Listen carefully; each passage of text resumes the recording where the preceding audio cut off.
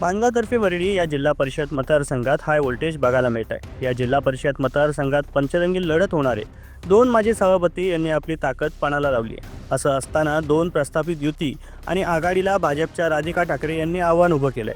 त्यामुळे या मतदारसंघात 3 उमेदवारांमध्ये काटेकी टक्कर पाहायला मिळेल असा अंदाज राजकीय वर्तुळात व्यक्त केला जातोय। दरम्यान भाजपच्या राधिका ठाकरे यांच्यासाठी भाजपचे कार्यकर्ते यांनी कंबर कसली असल्याचं पाहायला मिळतंय। माणगावतर्फे वरळी या ग्रामपंचायतमध्ये भाजपचे संदेश कराळे यांची बायको निकिता कराळे या सदस्य होत्या। त्यामुळे कराळे यांचा भागात दांडगा जनसंपर्क आहे। येथील महिलांचा प्रश्न सोडवण्यासाठी देखील कराळे यांनी मदत केली होती। त्यामुळे त्यांना मानणारा वर्ग या भागात आहे। आमच्या गावामध्ये पाण्याची समस्या खूप होती आणि आमच्या पाण्याची समस्या मिटवण्यासाठी 8 दिवस पाणी येत नव्हतं नालांना। तर ती पाण्याची समस्या मिटवण्यासाठी संदेश सुदाम कराले तसेच निकिता संदेश कराले यांनी पाण्याची समस्या खूप चांगल्या पद्धतीने सोडवलेली आहे। तसेच पाणीमध्ये म्हणजे गावामध्ये पाणी म्हणजे महिलांना खूप म्हणजे अडचण येत होती, तर गावामध्ये त्यांनी टँकर पण आणून दिलेले आहेत।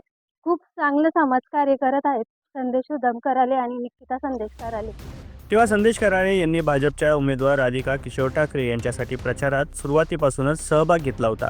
तर आता प्रचार अंतिम टप्प्यात आला असताना माणगावतर्फे वरळी या ग्रामपंचायत हद्दीत विरोधकांना चारी मुंड्या चीत करत राधिका ठाकरे यांच्यासाठी आपली संपूर्ण ताकद पणाला लावणार असल्याचं कराळे यांनी म्हटलंय। तर या ग्रामपंचायत हद्दीत भाजपचं कमळच 1 नंबरला राहील असा निर्धार त्यांनी व्यक्त केलाय। केवळ संदेश कराळेच नव्हे तर या भागातील ज्येष्ठ श्रेष्ठ जुने जाणते सर्वच कार्यकर्ते किरण ठाकरे यांना मानणारा वर्ग या निवडणुकीच्या रिंगणात प्रचारासाठी उतरलाय। भाजपला या संपूर्ण जिल्हा परिषद मतदारसंघात पसंती मिळत असल्याने विरोधक मात्र प्रचंड धास्तावलेत। मी या ग्रामपंचायतमध्ये माझी पत्नी उपसरपंच होती आणि आम्ही चांगला विकास काम या ठिकाणी केलेला आहे।